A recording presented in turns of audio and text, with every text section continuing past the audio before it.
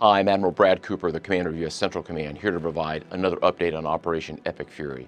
First, I want to remember and honor our fallen warriors who made the ultimate sacrifice in the KC-135 refueling aircraft incident last week.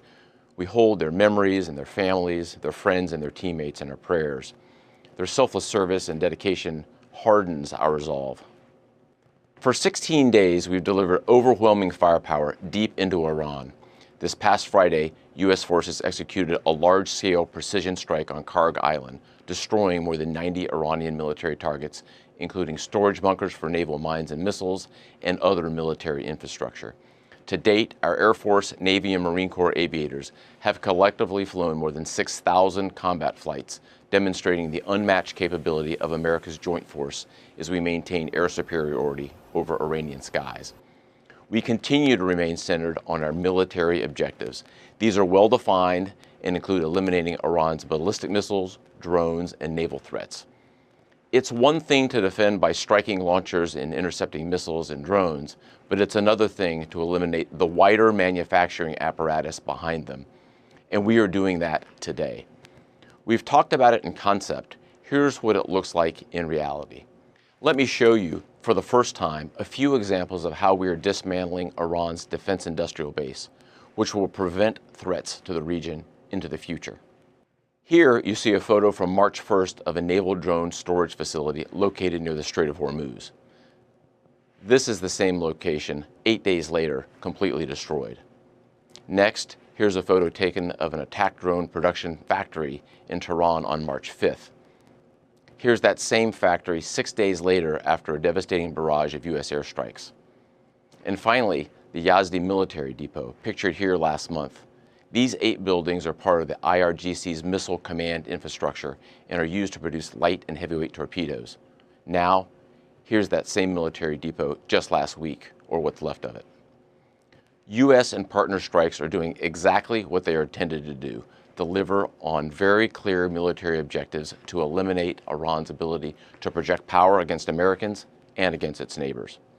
We're also zeroed in on dismantling Iran's decades-old threat to the free flow of commerce through the Strait of Hormuz. Through a combination of air, land, and maritime capabilities, we have successfully destroyed over 100 Iranian naval vessels, and we aren't done.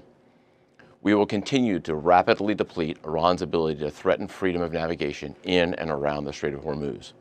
Our progress remains steady, and we remain vigilant against the enemy. Now, a few thoughts about Iran.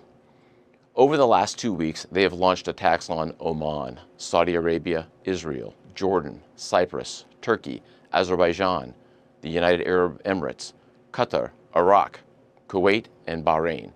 In each of these countries, they are deliberately attacking innocent civilians. They've done this more than 300 times, which demonstrates their true nature as a global leader of terror.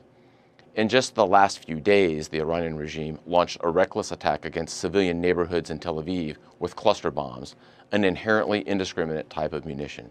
We join countries across the region in condemning this aggression, and we stand shoulder to shoulder with our partners in bolstering our own defenses. In sum, I will reinforce what I've said before. Iran's capabilities are declining as our capabilities and advantages continue to build. And finally, I'd like to talk about the extraordinary 50,000 Americans who are deployed across the region executing this vital mission.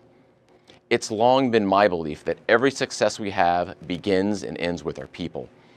And today I'd like to recognize our unsung heroes, the sustainers enabling America's joint force to unleash this devastating firepower 24/7.